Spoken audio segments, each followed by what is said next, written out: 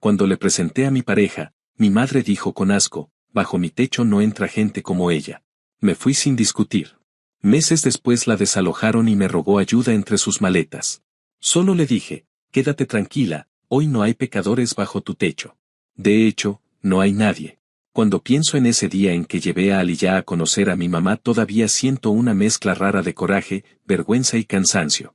No era la primera vez que mi mamá tenía comentarios racistas, pero siempre habían sido indirectas disfrazadas de religión, como cuando decía que las mezclas no son del plan de Dios o cuando hablaba de mantener la pureza del hogar. Yo crecí con ese veneno sonando en la casa, pero durante años hice la vista gorda porque no quería enfrentar la idea de que mi propia madre pudiera ser así de jodida. Pero el día que llevé a Aliyah, la cosa dejó de ser indirecta, dejó de ser opiniones fuertes, dejó de ser esa ridiculez de que es solo su manera de hablar. Ese día se quitó la máscara por completo y no le importó que yo estuviera ahí, no le importó que Aliyah la escuchara, ni siquiera se esforzó en fingir que tenía educación. Aliyah estaba nerviosa, pero trataba de verse tranquila. Yo la conocía bien y podía notar que estaba apretando un poco las manos, como cuando se prepara para una situación incómoda. Ella sabía que mi mamá era religiosa, pero no imaginaba que fuera ese tipo de religiosa obsesionada con demonios, castigos, profecías sacadas de quién sabe dónde y un odio ridículo disfrazado de fe. Aún así, ella quiso intentarlo, quiso darle una oportunidad porque para ella la familia es importante, incluso cuando no es perfecta. Yo entré a esa casa rezando que por una vez mi mamá se comportara como una adulta. No estaba pidiendo cariño ni aceptación inmediata, solo quería que fuera básica y educada. Nada más. Apenas cruzamos la puerta mi mamá se quedó quieta mirando a Aliyah como si hubiera visto algo prohibido. No saludó, no dijo un simple hola, no intentó ofrecer agua ni decir alguna frase genérica de cortesía. Pasaron unos segundos que se sintieron más largos que todo un día, y yo traté de romper el hielo diciendo algo como que el tráfico estaba peor de lo normal, pero ella ni siquiera me miró. Seguía con esa expresión dura, como si se le estuviera formando una tormenta de odio detrás de los ojos. Y de pronto soltó esa frase que me taladró la cabeza, que en su casa no entraba gente como ella. Lo dijo con un tono de desprecio tan claro que no hubo forma de malinterpretarlo. Luego remató diciendo que los negros eran demonios, que eso estaba en la Biblia, y que yo estaba abriendo la puerta del infierno por andar de necio. No sé qué era peor, si lo que dijo o la forma en que lo dijo, como si yo fuera un idiota por no pensar igual que ella. Aliyah se quedó quieta, como si su cuerpo le hubiera pedido que no reaccionara para no empeorar el momento. Y ver eso me rompió. Ella es fuerte, pero nadie merece escuchar una mierda así de una persona que debería ser mínima y sencillamente respetuosa. Yo sentí que algo dentro de mí se desconectó de mi mamá para siempre. No me salió gritar, ni insultar, ni discutir. No quise darle poder sobre mis emociones. Solo tomé la mano de Aliyah y le dije, en voz baja, que nos íbamos. En el camino al auto, Aliyah me dijo que lo sentía, como si hubiera hecho algo malo, como si hubiera provocado la reacción de mi mamá. Yo le dije que no cargara con eso, que nada de lo que pasó era su culpa, que esa mierda venía de años y que yo simplemente ya no iba a cubrir a alguien que se enorgullece de lastimar a otros. Ella lloró un poco, no porque se sintiera débil, sino porque nadie debería escuchar algo así en un supuesto ambiente familiar. Yo manejé en silencio, tratando de digerir lo que acababa de pasar, sintiendo esa mezcla rara de enojo y alivio, porque al menos ya sabía que no tenía que seguir pretendiendo que mi mamá podía cambiar. Los días siguientes no respondí llamadas ni mensajes. Bloqueé su número porque sabía que iba a intentar darle vuelta a todo con citas bíblicas y amenazas de castigos divinos. No quería oír nada de eso. No tenía energía para seguir interpretando sus locuras. Pasaron semanas y después meses sin que yo tuviera contacto con ella. Aliyah tampoco volvió a tocar el tema, pero se notaba que le preocupaba que algo así rompiera mi estabilidad. Yo trataba de actuar normal, de seguir con mi vida, de concentrarme en el trabajo, pero siempre había un pedazo de mi cerebro preguntándose cómo era posible que una persona prefiriera aferrarse al odio antes que ver la humanidad de alguien. Actualización 1. Pasaron varias semanas después de aquel día en que salí de la casa de mi mamá sin mirar atrás. No fue una salida simbólica ni dramática, solo el cierre de una puerta que ya venía gastada desde hace años. Al principio pensé que después de un tiempo la molestia se me iba a pasar y tal vez podría hablar con ella desde una distancia emocional segura, pero no fue así. Cada vez que recordaba la manera exacta en que miró a Aliyah, con un desprecio tan puro que parecía ensayado, se me revolvía el estómago. Cortar contacto no fue una decisión impulsiva, fue más como si ese momento me hubiera empujado a hacer lo que llevaba años postergando. Era inevitable. Mientras tanto, intenté enfocarme en mi vida diaria, en mis rutinas y en mi relación. Y aunque yo hacía un esfuerzo consciente para no traer el tema al presente, la sombra de lo ocurrido seguía rondando. El primer salto de tiempo fue cuando, después de varias semanas de silencio absoluto, mi tía me llamó. Ella es la única persona de mi familia con la que mantengo una relación relativamente normal. Es una mujer práctica, religiosa en un sentido mucho más tranquilo y genuino, de esas que de verdad creen en tratar bien al prójimo, no en usar la Biblia como garrote. Me llamó sin rodeos, diciendo que se había enterado de lo que pasó y preguntándome si estaba bien. Yo intenté explicarle lo básico, sin entrar en detalles dolorosos, pero ella ya sabía la naturaleza del problema. Me dijo que mi mamá estaba desesperada por hablar conmigo, que había intentado ir a mi trabajo y que incluso había preguntado por mí en casa de amigos de la familia. Yo le dije que no me interesaba reabrir nada, que necesitaba distancia para no explotar, y que en ese momento lo mejor era no verla. Mi tía suspiró como si hubiera esperado esa respuesta. Entonces, como de pasada, me mencionó que mi mamá estaba teniendo problemas en la iglesia. Ahí fue cuando supe que algo realmente se estaba moviendo.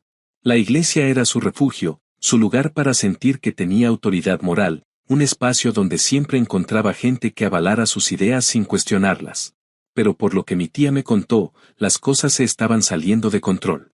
Mi mamá llevaba meses intensificando su fanatismo hasta un punto donde incluso los otros miembros empezaron a sentirse incómodos.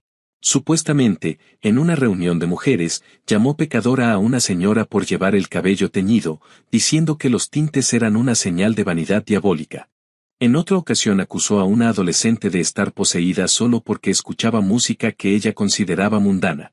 Esas cosas no eran simples arranques, sino manifestaciones de ese odio disfrazado de santidad que yo conocía desde niño, pero ahora aplicado a cualquiera que se cruzara en su camino.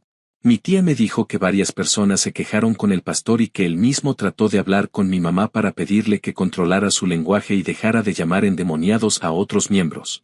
Pero en vez de calmarse, ella se envalentonó diciendo que ella era la única que veía la verdad y que los demás estaban dormidos espiritualmente. Para ese punto, según mi tía, la reputación de mi mamá dentro de la iglesia ya estaba por los suelos. Y aunque eso no me produjo alegría ni satisfacción, sí me dio cierta claridad sobre cómo se estaba desarrollando todo.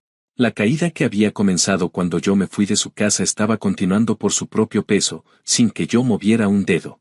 Mientras eso pasaba, yo seguía concentrado en mi vida, aunque no voy a mentir, había días en los que me sentía culpable, especialmente cuando veía a Aliyah esforzarse por no parecer afectada. Ella nunca me pedía que reconsiderara, nunca me presionaba para que hablara con mi mamá, pero sí notaba que se quedaba pensativa cuando recibía llamadas de mi tía o cuando yo mencionaba algún recuerdo familiar. En una ocasión me preguntó si me arrepentía de haberla llevado a aquella casa y yo le dije que no era su responsabilidad cargar con la sombra que mi mamá había elegido poner sobre nuestras vidas. Aliyah dijo que solo esperaba haber sido suficiente para que yo no sintiera que perdía dos mundos al mismo tiempo. Le expliqué que si un mundo depende del odio para existir, entonces no vale la pena preservarlo. Con el paso de los meses empecé a notar que los intentos de contacto por parte de mi mamá cambiaban de frecuencia. Al principio eran insistentes, casi diarios, al punto que tuve que bloquear varios números nuevos. Pero después de un tiempo se volvieron más esporádicos. Supuse que estaba ocupada con su propia crisis interna o quizás estaba intentando manipular la situación desde otra dirección.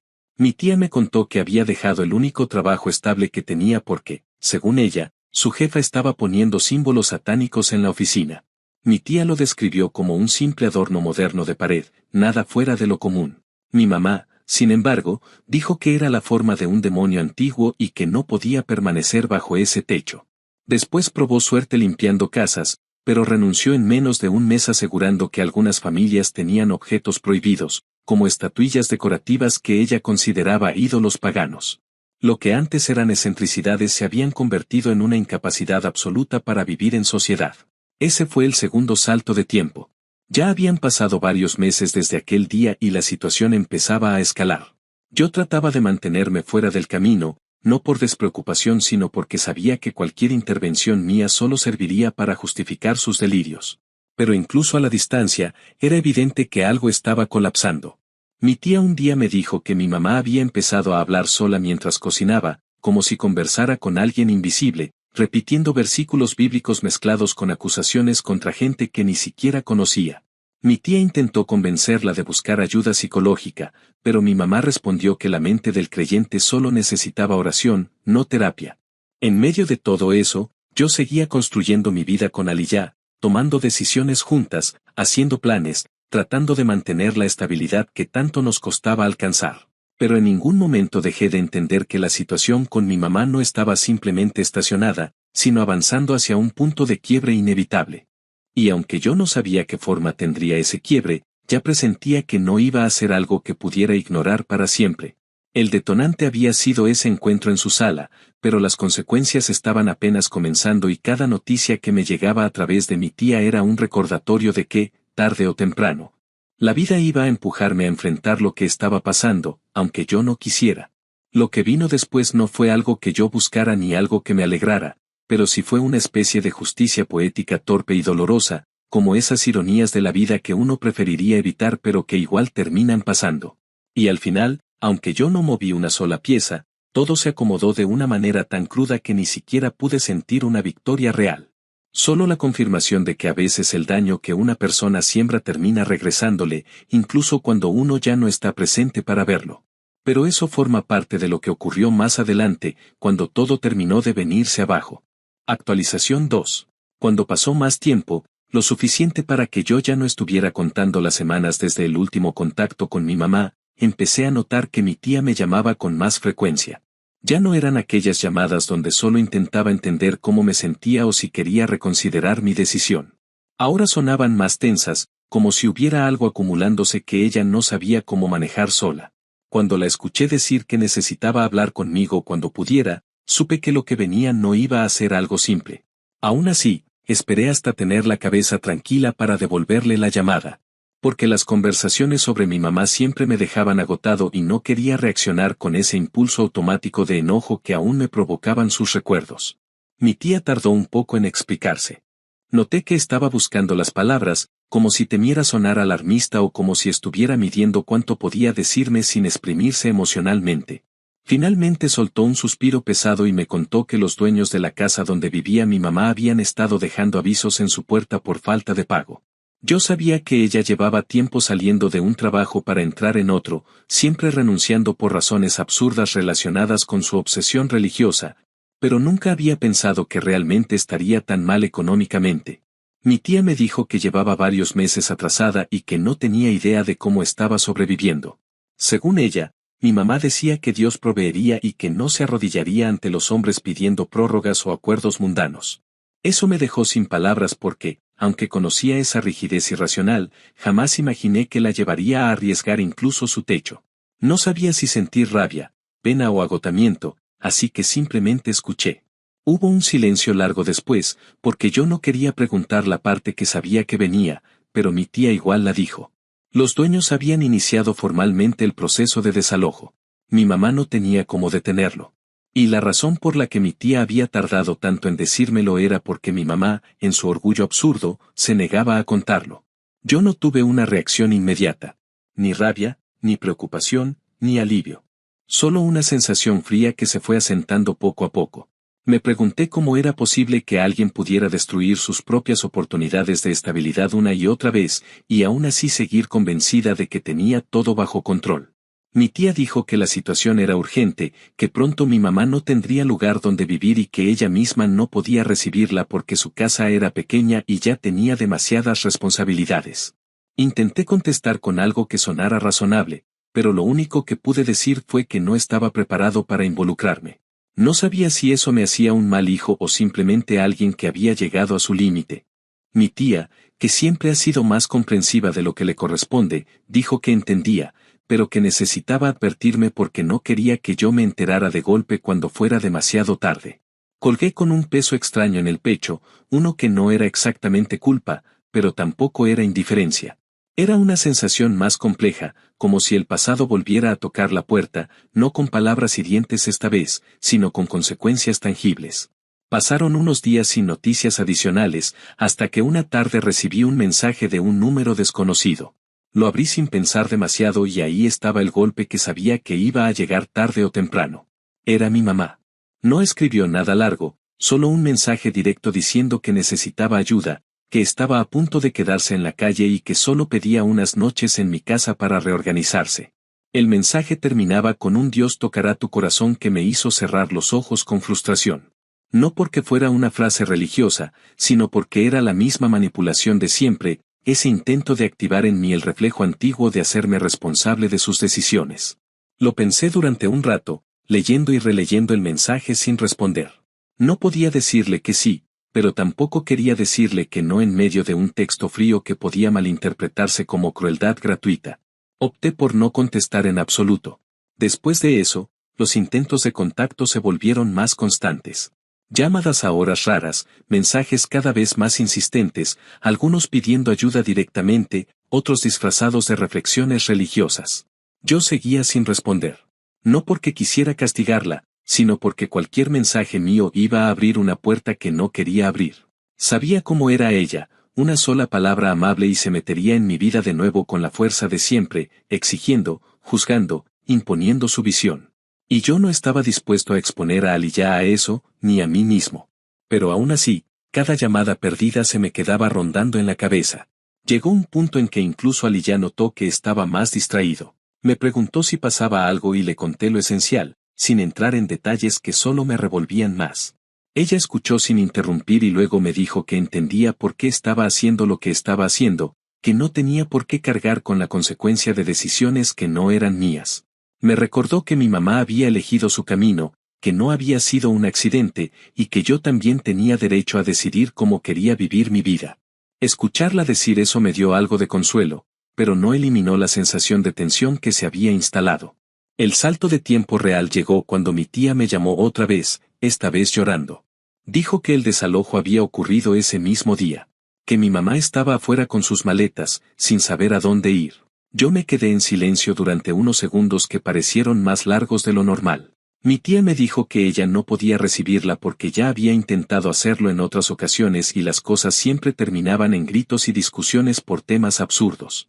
Me preguntó si yo podía ayudar aunque fuera temporalmente. Dijo que tal vez mi mamá estaría dispuesta a disculparse si eso ayudaba.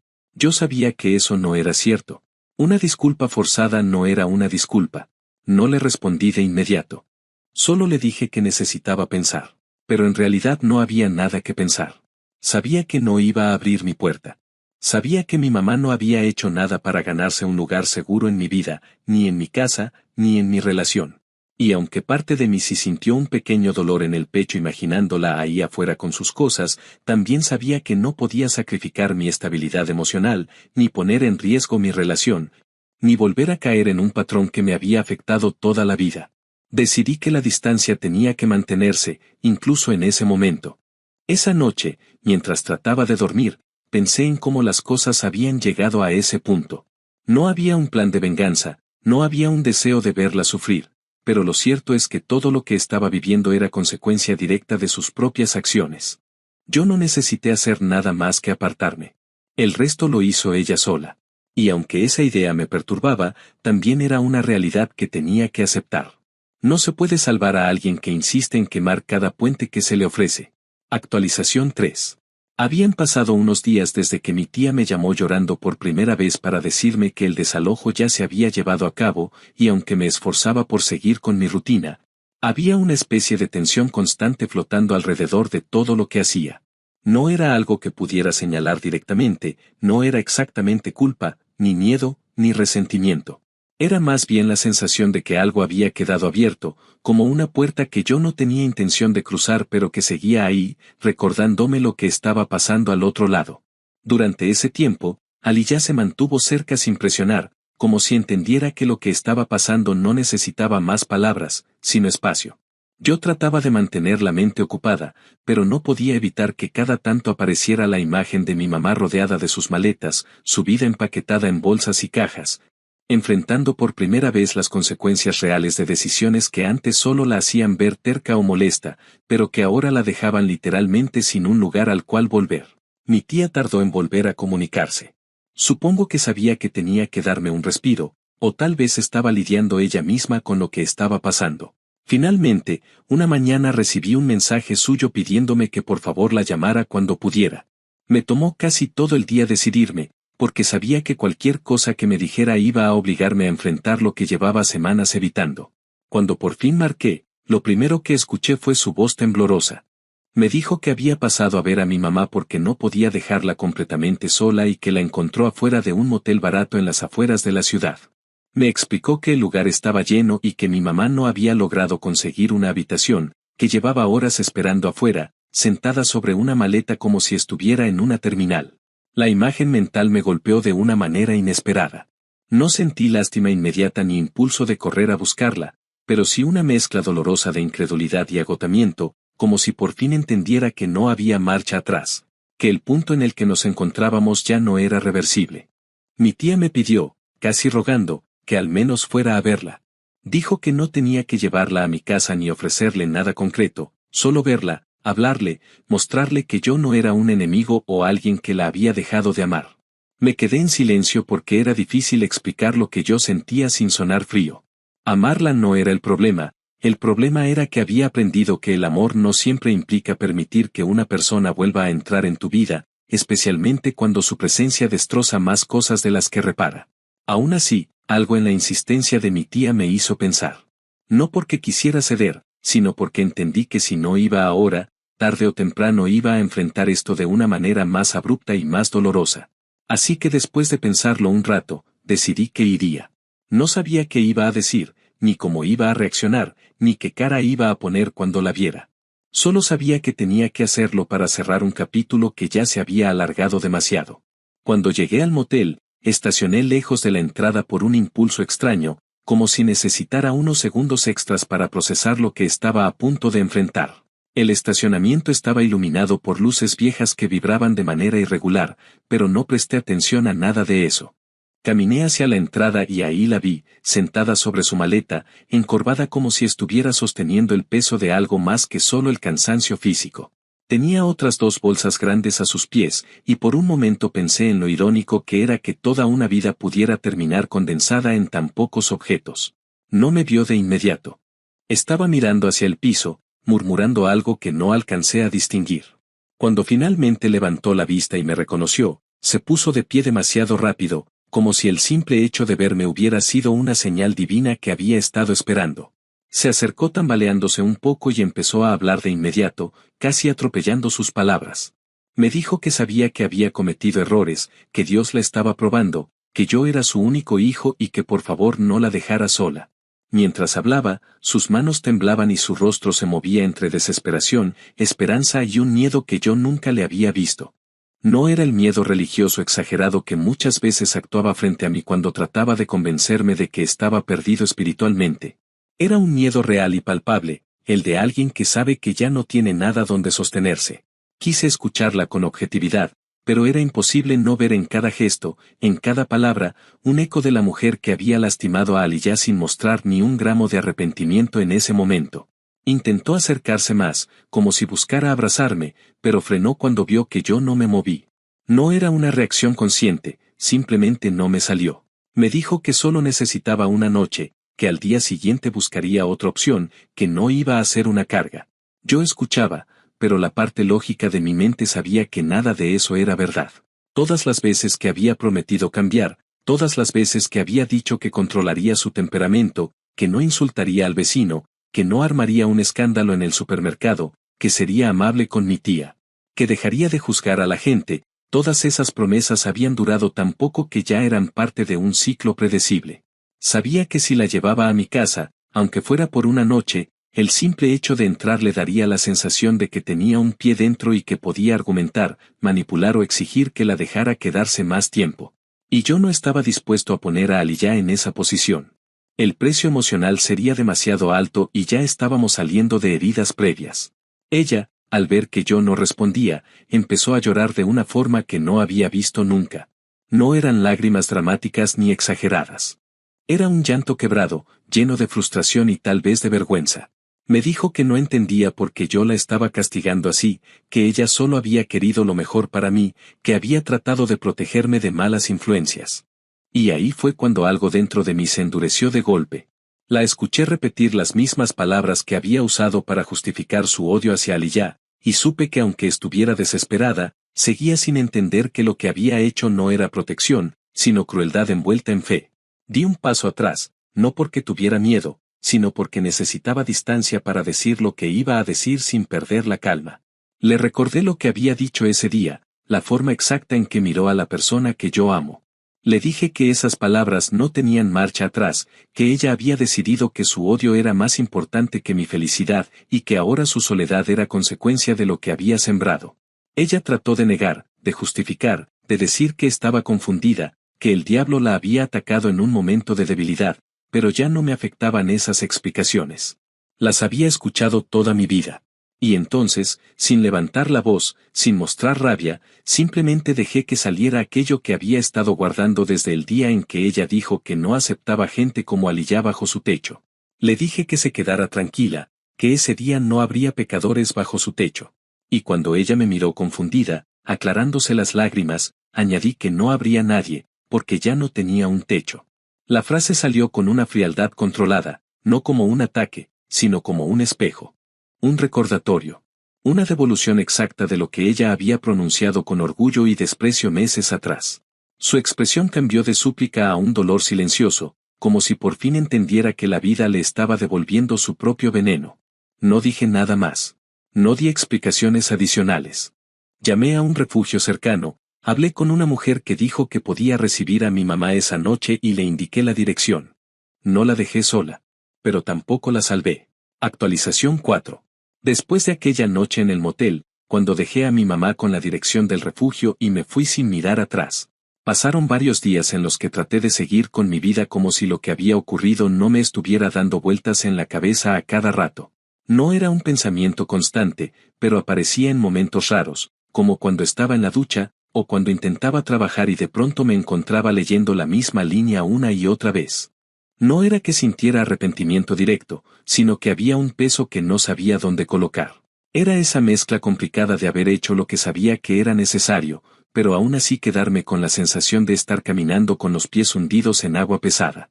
No había un conflicto claro, no era exactamente duda, sino la incomodidad inevitable que queda cuando uno tiene que enfrentar a un padre en un momento de vulnerabilidad extrema. La memoria de su rostro, derrotado de una forma que nunca había visto en ella, seguía apareciendo, y aunque no cambiaba mi decisión, sí me obligaba a enfrentar emociones que llevaba años tapando. Aliyah fue quien notó primero que yo estaba demasiado silencioso. Una de las cosas que más valoro de ella es que nunca me presiona para hablar.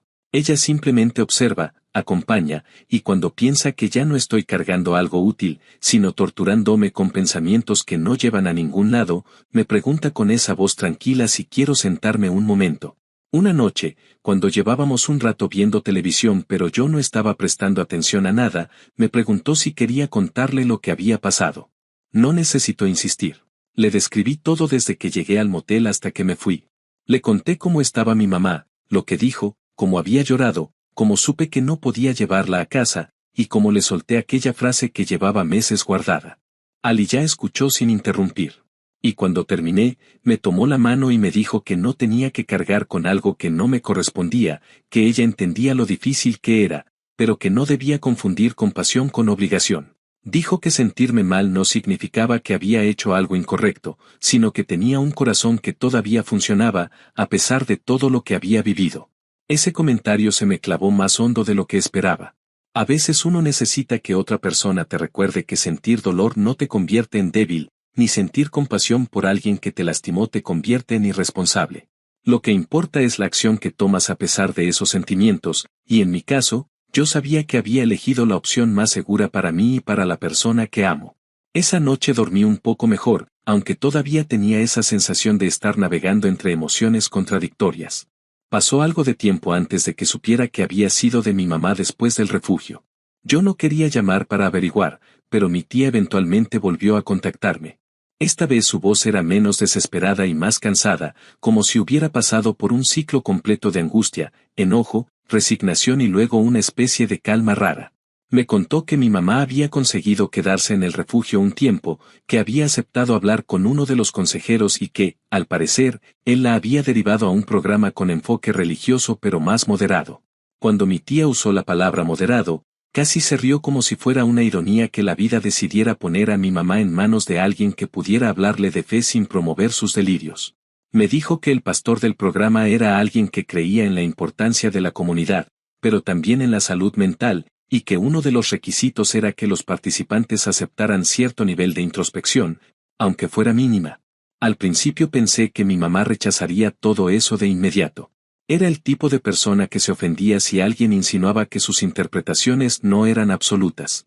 Sin embargo, según mi tía, parecía haber aceptado participar, ya fuera por necesidad o porque finalmente estaba viendo que su vida no podía seguir por el mismo camino. Aún así, yo sabía que era demasiado pronto para sacar conclusiones.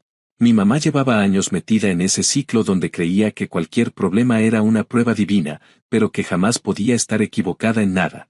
Era difícil imaginar que solo unas semanas después de tocar fondo emocionalmente tendría la capacidad de reconocer su responsabilidad.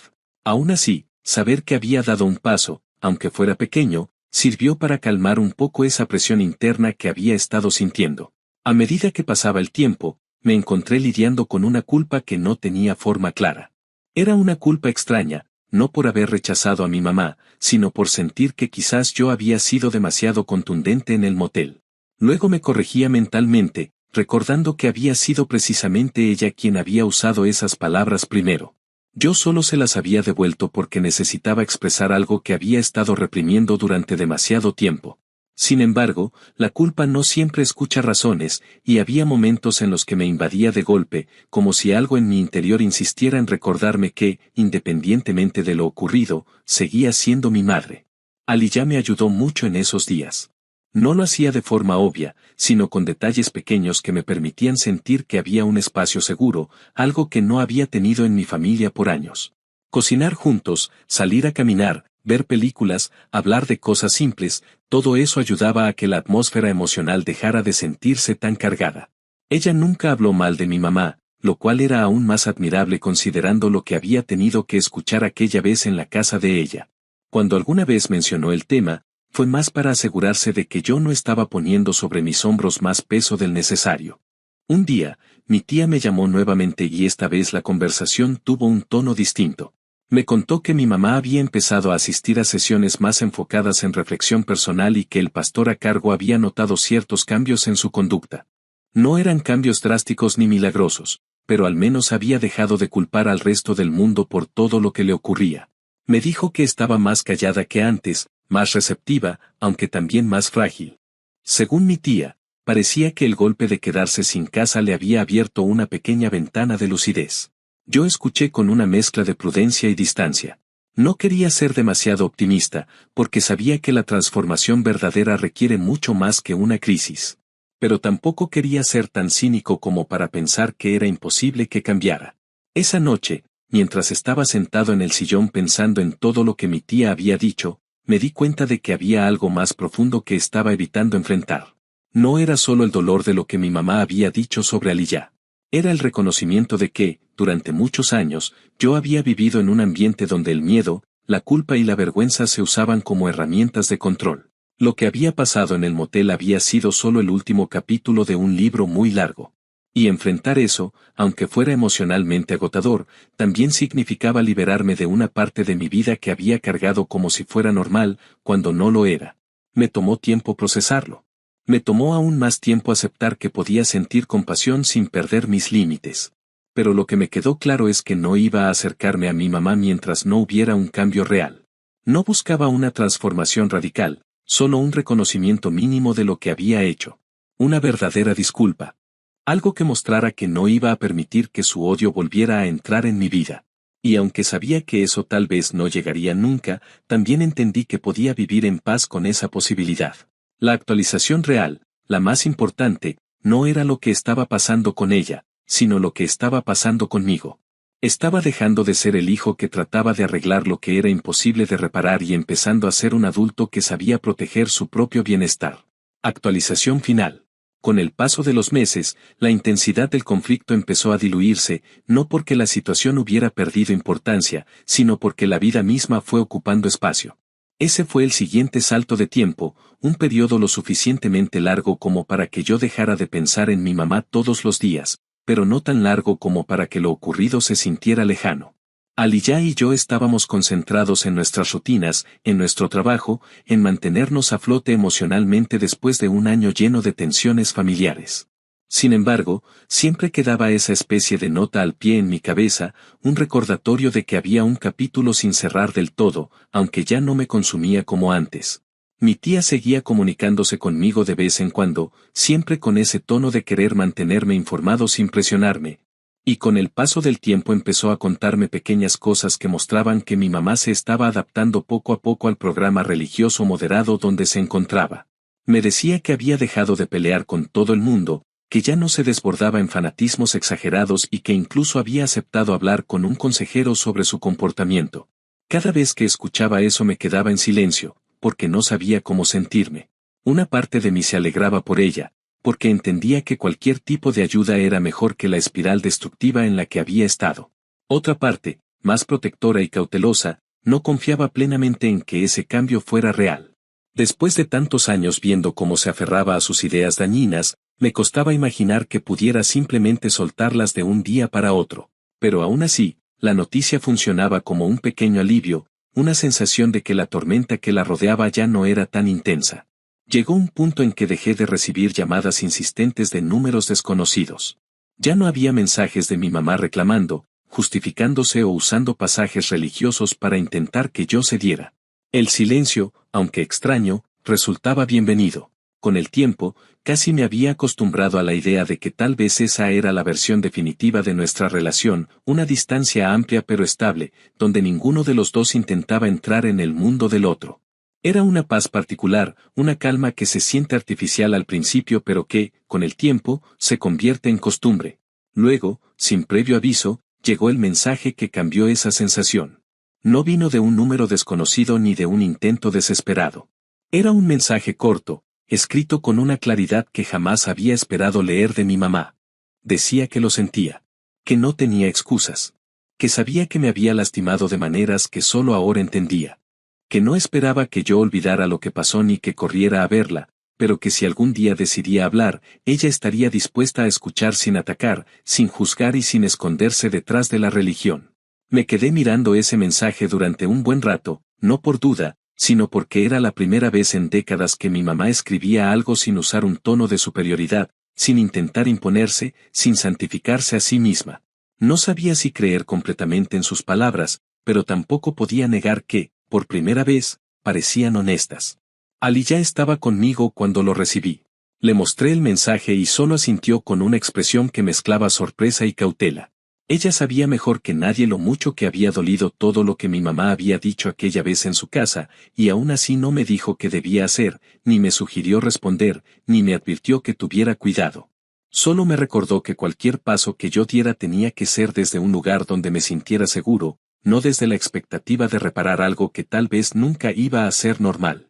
Me abrazó con esa calma suya que siempre me ha servido como ancla, y sentí que, por primera vez en mucho tiempo, hablar del tema no me hacía temblar por dentro. Tomé varios días antes de decidir si contestar. No quería reaccionar por impulso ni desde la emoción del momento. Finalmente, escribí algo simple, que había recibido su mensaje, que me alegraba que estuviera buscando ayuda y que esperaba que siguiera trabajando en su bienestar.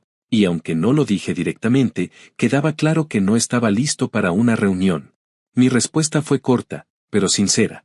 No podía saltar de un extremo al otro, no podía abrir una puerta que todavía necesitaba estar cerrada un poco más. En las semanas siguientes hubo un par de mensajes cortos de su parte, cada uno medido, respetuoso, sin ese tono autoritario que solía usar. Nunca me pidió volver a vivir conmigo ni intentó imponer sus ideas. Se limitaba a contar pequeños avances, cosas como que había logrado disculparse con una vecina con la que había peleado por motivos religiosos o que había decidido leer un libro recomendado por su consejero. Nada dramático, nada forzado. Y aunque yo no respondía más allá de un par de líneas, reconocía que había un cambio real, o al menos un intento honesto, lo cual para ella era enorme. Aliyah y yo hablamos en varias ocasiones sobre cómo manejaríamos un eventual acercamiento. Ella, con una madurez que me sigue sorprendiendo, me dijo que no quería que yo sintiera que debía elegir entre ellas, ni ahora ni nunca. Me aseguró que si algún día decidía ver a mi mamá, ella no se sentiría traicionada porque sabía que mi proceso personal era más grande que una sola conversación. Eso me dio una tranquilidad enorme, porque durante mucho tiempo había cargado con el miedo de que cualquier movimiento relacionado con mi mamá pudiera abrir nuevas heridas en mi relación. Saber que no era así me permitió respirar un poco mejor. Aún así, no corrí a buscar a mi mamá. No sentí esa urgencia que describen algunas personas cuando se reconcilian después de una crisis. Lo que sí sentí fue una especie de claridad, ya no estaba actuando desde el rencor, sino desde una distancia sana. Acepté que ella formaría parte de mi vida siempre, pero no de la manera en que solía ser. No volvería a permitir que entrara a mi casa, física o emocionalmente, con ese discurso destructivo que había marcado tantos años de mi vida. Si iba a tener un lugar, sería uno controlado, limitado y honesto. Con el tiempo entendí que mi historia con mi mamá ya no era una batalla, sino una realidad con la que podía convivir sin sentir que estaba perdiéndome a mí mismo. No había un final perfecto ni un abrazo simbólico donde todo se arreglara, pero había algo más valioso, la certeza de que había tomado decisiones difíciles sin traicionarme. Y aunque todavía había cicatrices que no desaparecerían por completo, ya no dolían como antes. Disponía de algo que durante años creí imposible, paz. Y en esa paz descubrí que mi vida por fin me pertenecía, sin condiciones, sin sombras, sin miedo a repetir las mismas dinámicas que alguna vez me hicieron sentir atrapado. Ahora sabía que, aunque mi historia con ella no fuera sencilla, tampoco tenía por qué definirme para siempre.